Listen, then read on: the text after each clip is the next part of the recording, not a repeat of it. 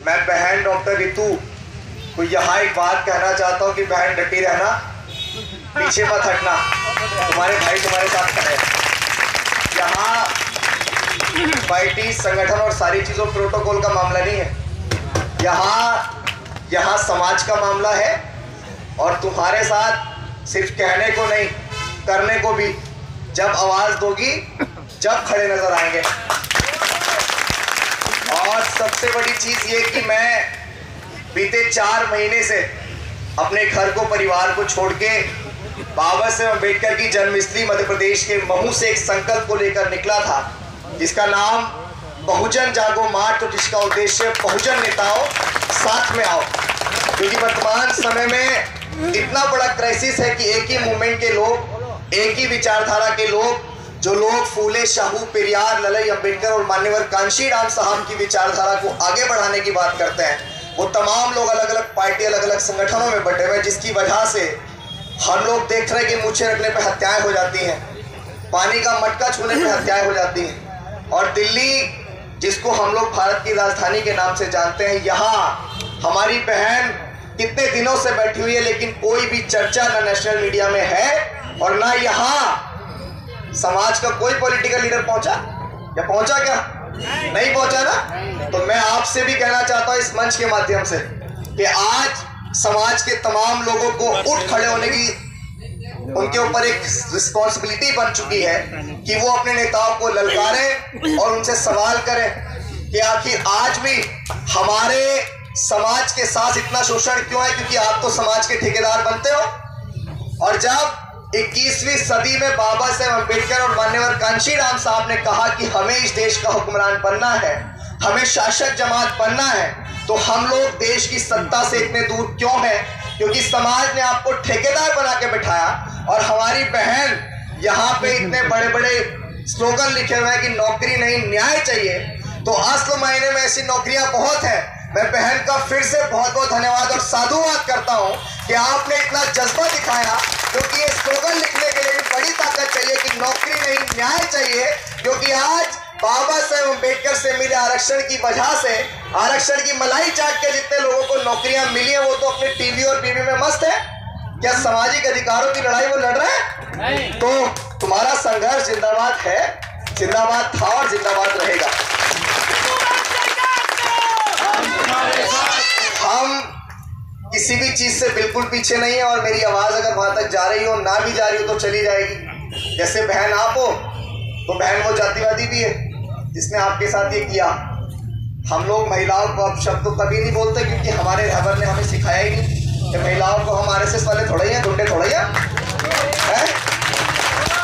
हम किसी भी बहन बेटी को कभी गलत नहीं बोलते हैं।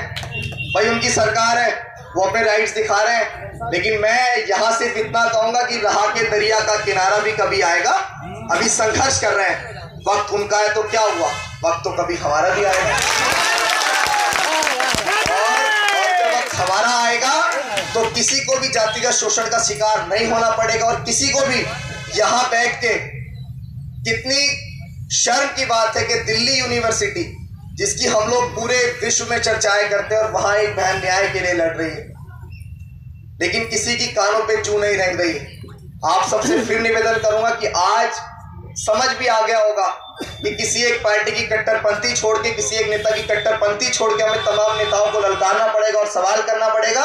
क्योंकि आने वाला लोकसभा का इलेक्शन, मैं बड़ी ईमानदारी से कह रहा हूं, मैं कोई पॉलिटिकल व्यक्ति नहीं हूं, ना मैं यहाँ कोई संगठन बनाने आज आया हूं, मैं सिर्फ लोगों को संगठित करने आया हूं। और जितनी भी हमारे समाज के अंदर पार्टियां, दल और नेता बने हुए हैं, अगर हम लोग नेताओं की बात करें तो हम लोग एक से एक नेता समाज के अंदर पैदा कर चुके हैं, जिन्होंने मूवमेंट को बहुत अच्छा बढ़ाया। मान्य बहन जी है, चंद्रशेखर आजाद है, उदित राज है, वामन मेश्राम है, प्रकाश अम्बेडकर, रामदास अठावले, चिराग पासवान। अगर हम बहुजन समाज की बात करें तो अखिलेश यादव, जयंत चौधरी, बाबा साहेब अम्बेडकर ने और मान्यवर कांशीराम साहब ने जिनको बहुजन बताया, जाटा, वाल्मीकि, कोरी, कुर्मी, पासी, धोबी, धानु, कहीर, गडरिया, गुज्जर, जाट, नाई, यादव, तेली, कुमार, महार, डोम, पटेल, ये वो जमात है जिसको आज एकजुट होने की आवश्यकता है।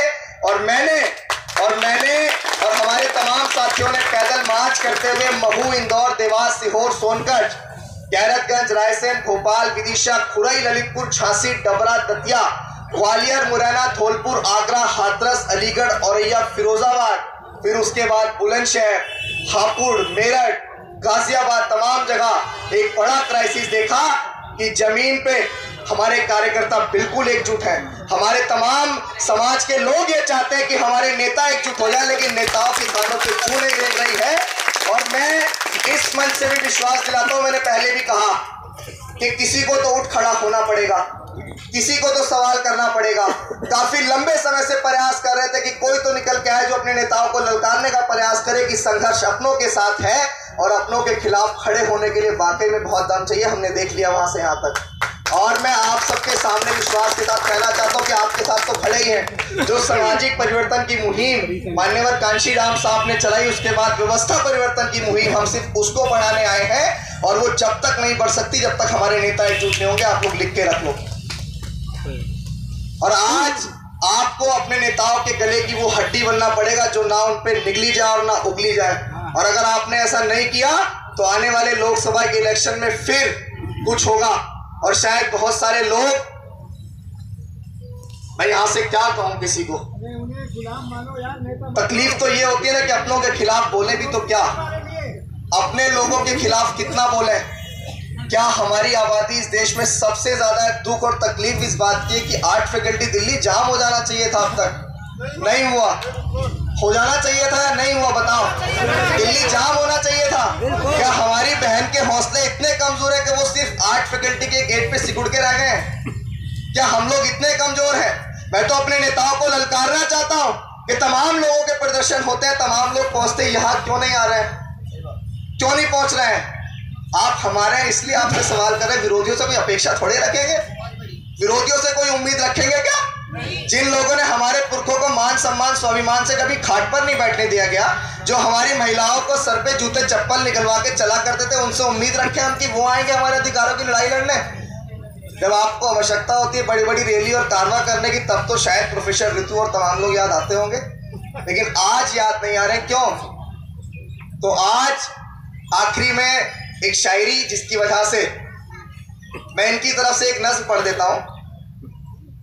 हो आपके सारी हदों से गुजर जाएंगे, हो मत समझना डराने से डर जाएंगे, हो मौत के नाम का खौफ देता है क्यों, मौत जिस रोज आएगी मर जाएंगे, हो मौत जिस रोज आएगी मर जाएंगे। हमें ऐसा बनना है कि हमको जालिम का तरफदार नहीं लिख सकते, कम से कम वो हमें लाचार नहीं लिख सकते, और जान हथेली पर लिए जो बोल रहे हैं सच, उसे इस देश के बिकाऊ अखबार नहीं लिख सकते। और बस आप डटी रहना और हम लोग आपके साथ खड़े हैं, जैसे भी हैं, जिस भी परिस्थिति में हैं। अब दिल्ली के अंदर आ चुके हैं और जब भी आप बुलाओगे खड़े नजर आएंगे। और वक्ता भी है, समय बहुत कम है। एक आखिरी में एक शायरी और उसके बाद अपनी बात को खत्म करेंगे। हम अम्बेडकरवादी हैं बेटा, कि हम अम्बेडकरवादी हैं बेटा। जिस दिन औकात पे आ गए ना तो तुम्हारी सारी गर्मी झाड़ देंगे। और बाबा साहब को गाली मत देना दोबारा कि हमारी बहन बेटियों के ऊपर शोषण करने की मत सोचना दोबारा, वरना हम भी कानून भूल गए ना तो जितनी तुम्हारी लंबाई है उससे दुगना जमीन में गाड़ देंगे। बहुत बहुत धन्यवाद, बहुत बहुत साधुवाद। जय भीम, जय भारत, जय संविधान।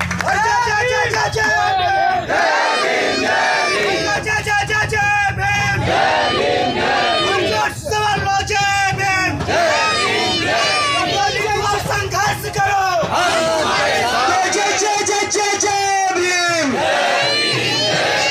सभी साथी, इतने सारे साथी लोग हो, आपकी आवाज, आपकी एकमात्र ऐसी चीज है जो इस